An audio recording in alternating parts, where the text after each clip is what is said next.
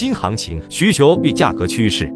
Since we opened our laboratory in Berula, Sri Lanka, I've been going to Sri Lanka a lot more. And this last trip, I was lucky enough to see and hear the story of this amazing, large, top-color, loop-clean Mahengi spinel. I know already it sounds too good to be true, but what makes it even more special is the cut that was put on this stone. It was cut for beauty, not for weight retention.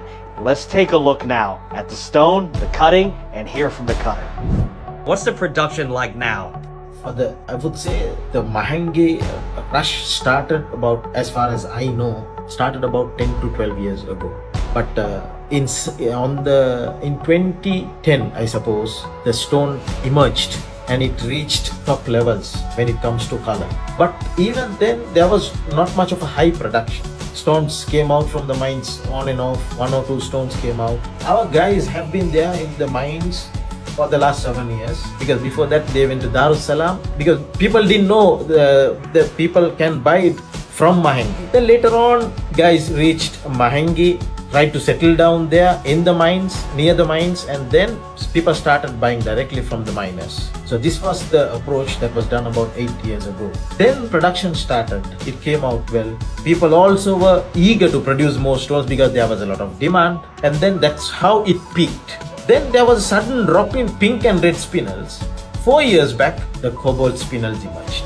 There, it was a breakthrough in Mahengi spinel. Top quality cobalts, 2 carats, fetched $50,000. Superb quality, high-end stones. After that, suddenly the cobalt production dropped to 0, I would say.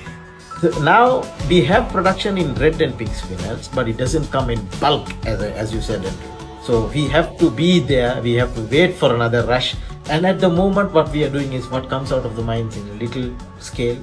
What would you say is the supply-demand ratio? How much more is the demand for high-quality spinel compared to the supply?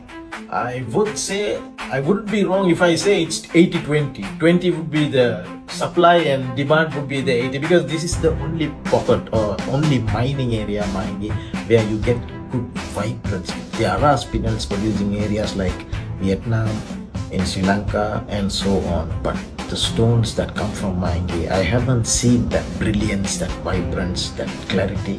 None of the mines will get, as far as I know, in terms of size, clarity and color. So this is what makes it one of its kind. So the only production place is Mahengi and the whole world wants it. So how can we meet the demand? So that's why I would term it as 80-20. So for every one top quality spinel, there's several buyers that want it then. Of course there is. I would say if you have one top quality spinel in your hand right now, I would say you are one of the leaders or the kings in the trade.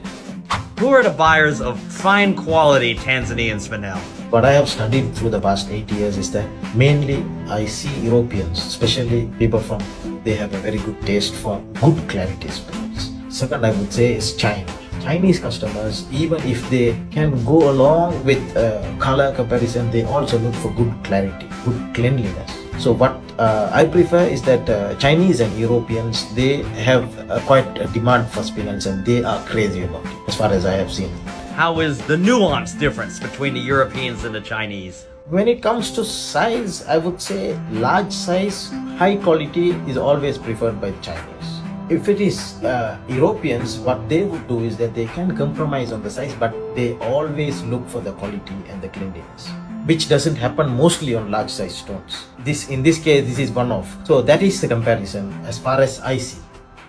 Please tell me about where the rough spinel came from and how large was it? One fine morning when I was out of Sri Lanka, I got a call from one of the suppliers from Mahengi. He was asking me about a 34 carat stone with this specific color, what would be the price range. I asked my dealer, why are you asking me? Because I have bought many stones from him, but he hasn't asked me for the valuation. This made me a bit peculiar, and then I had to go to Tanzania myself and see the stone. When I saw the stone, I did know the reason why he asked for the price range, because this was a stone that is unearthed. I would say it is once in a lifetime stone. The stone was 100% loop, not a pinch of dust. How did you make the decision on how to orient the stone, how to cut it? This stone although we had the expertise in cutting the stone, whether it comes to shape, color, clarity, we had to get the opinions of 3 cutters in Beruala who are well versed. After so much analysis between myself and Dad, he has immense experience with the rough stones. After we decided which shape to go, we were expecting 17 carats after the polish. But my father insisted it's not about keeping the carat weight high. It's always about the beauty of the stone. Then we started the cutting process with the specified cutter. We ended up with 17 carats on preform, which was what we were expecting after polishing. That was not a problem for us. I was not regretting because the stone came out pretty well. From preform to polish, we ended up 15.10.